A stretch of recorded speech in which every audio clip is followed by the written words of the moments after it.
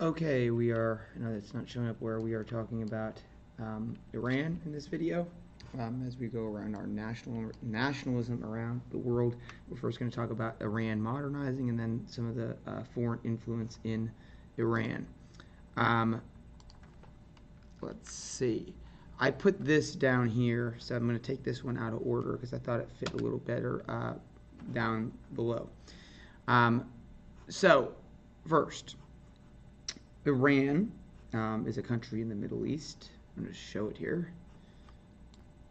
There we go. Thanks, Wikipedia. So we're seeing the world from a little bit of a different angle than we see a lot, right? We have our Spain and France, Germany, Britain, the Mediterranean Sea, Italy.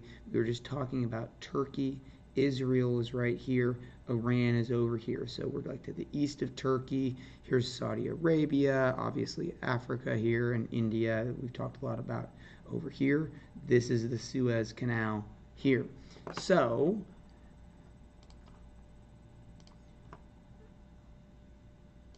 okay, Iran was known as Persia until 1934. As Persia. Come on.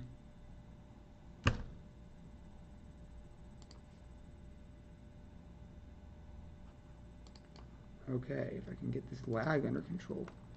Persia. I'm going to flip out. Persia. All right, until 1934. The Qajar dynasty, let's go back to our notes here, had difficulty. So during this time, Persia was able to remain independent, but the ruling party at that time had trouble resolving its domestic problems, and it had to turn to, what do we see here?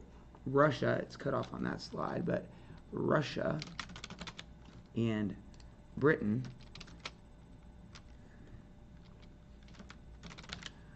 what we need to for help. What we need to understand is that during this time, natural resources were found in Iran, including oil. And what we certainly know about the 20th century throughout the world is that oil was and remains an extremely important resource. It's basically what's fueling a lot of this industrialization, oil and coal, natural resources. So these two things led to an extremely high foreign presence in Iran, in Persia at that time. So what ended up occurring, and as we see here on this slide, basically the inability of this government, we got a little typo, but the inability of this government to resolve its domestic problems led to the rise of a nationalist movement in Iran. And that's our whole nationalism around the world. That's what we're talking about here during this section. So in 1921, this guy right here, all right, Reza led a military mutiny that seized control of Tehran, which was and is the capital of Iran, Tehran. He became the first Shah, and maybe you've heard that term, the Shah of Iran, all right? Became the first Shah, all right, the Shah of Iran. That is basically a king. They seized control of Tehran, the capital of Iran. And he was known at that time as, he became known under his name Reza. Let's see, Reza Shah Pahlavi.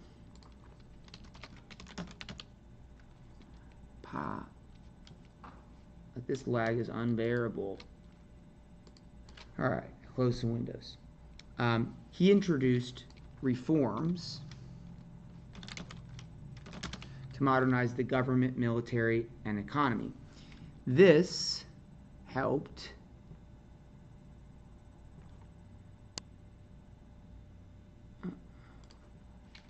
transform Iran into a modern and industrialized country.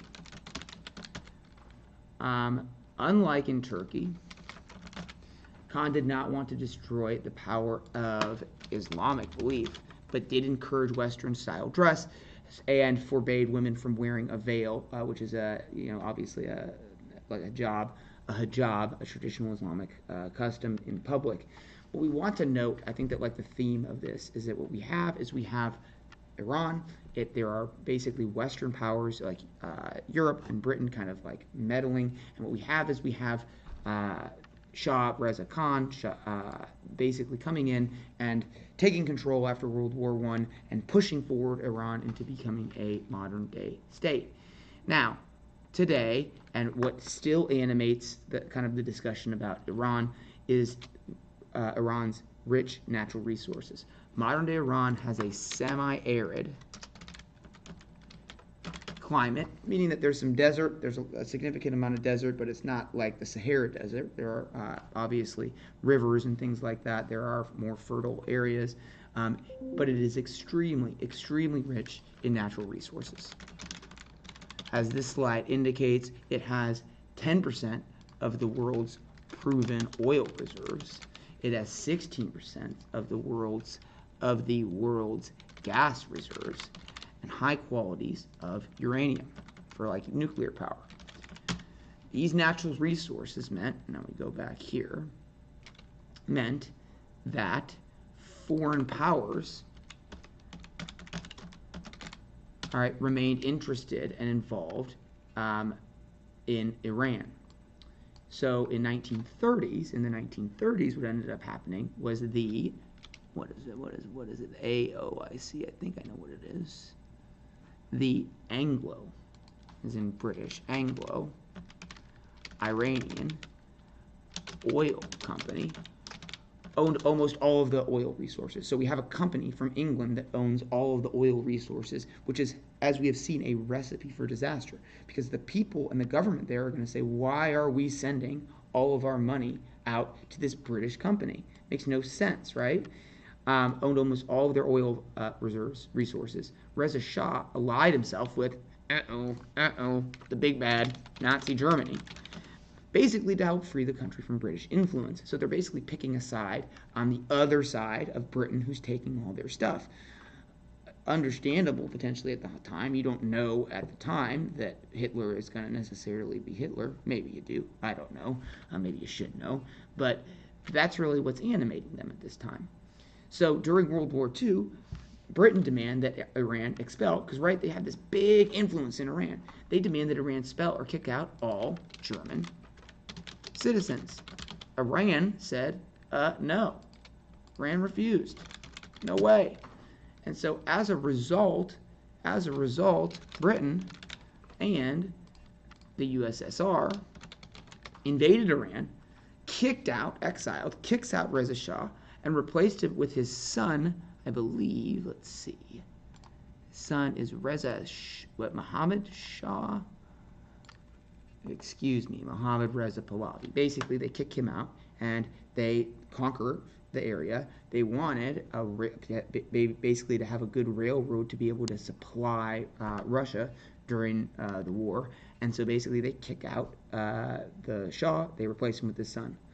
Foreign influence continued after World War II, causing a nationalist movement that demanded the nationalization, which is government ownership, of the oil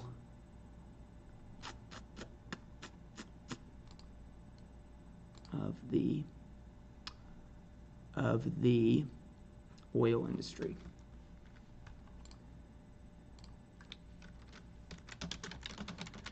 All right, this movement has contributed to negative opinions about the West, which, when we say it like that, we're talking about Europe and the United States together. And this dynamic still absolutely animates Iran's relationship with the West today. Not really trusting the West, not really liking the West, and really kind of using their oil and natural resources as being their chief value. We also, again, to continue to this day, to have this issue with respect to being a religious country, and that is very, today, you have to wear a hijab in Iran, and that is part of again, kind of the history and story of this country that we will get into more. But what we really need to understand as like our brass tacks, like small thing on this, what we need to understand is that Iran has a lot of oil and gas. Britain kind of wants to, exploit that oil and gas, and there's this reaction back from Iran where there's a nationalist movement to attempt to basically get Britain out of Iran and take control of their own natural resources.